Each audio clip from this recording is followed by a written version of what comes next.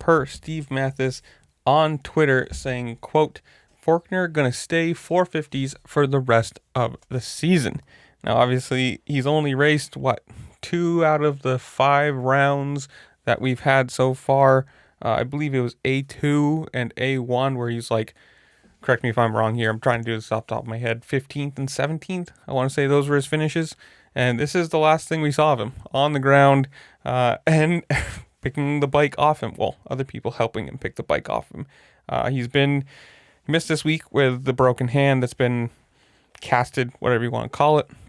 And I think he's going to also miss this week as far as I remember. That was the statement from Triumph that he was going to miss 2 weeks. So this would be counted in that. But it's interesting. I mean, obviously he was slated to run the 250 East class, and this was kind of a fill-in for Jordan Smith, who was injured. And I don't know, man. This, to me, it kind of makes sense, kind of doesn't. I mean, put him on the 450, sure.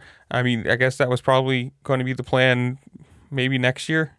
If he was going to be racing the 450s in the East this year, race 250s and then move up. I don't know for sure if that was a, planned out thing or whatnot, but it sounds like his time, at least in the 250 class, is done. I mean, who knows how this works? I mean, obviously, he needs to stay healthy.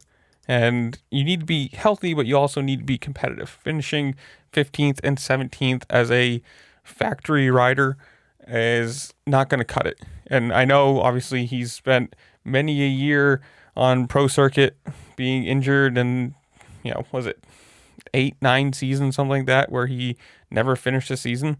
I mean, so they kept him around for a very long time. But when you get to the 450s or you're getting to this age, he's 27, correct me if I'm wrong there. I think that's right. You need to start showing out. I mean, you're going to be on a factory team.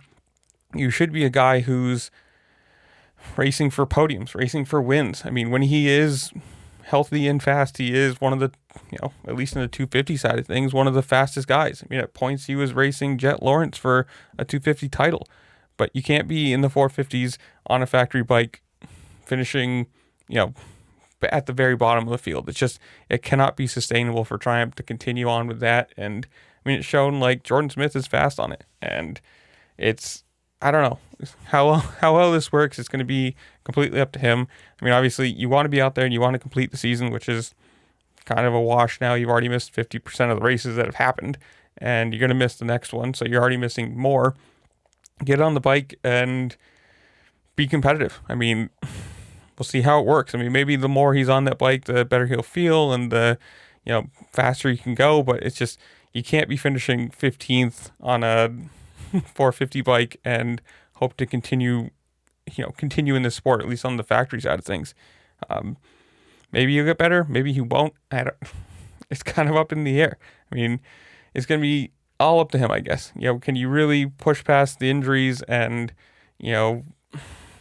have that mental block to where you say, I just need to go fast. I need to push myself and, see where it falls. But I mean, obviously he doesn't have small crashes. He has big season ending ones, and knock on wood. I mean, I never want to see anybody get injured. That's not my thought of this. It's just, if you're triumphing, whatever, see how long this experiment can last. But I don't know. That's where I'm going to leave you guys. Comment down below. Tell me what you think.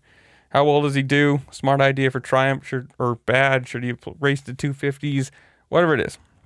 Comment down below. Tell me what you think while you're down there. Make sure to like, share, subscribe. Do all the fun things this platform allows you to do because it does really help me out and I appreciate it. And with that, I'll see you later. Peace.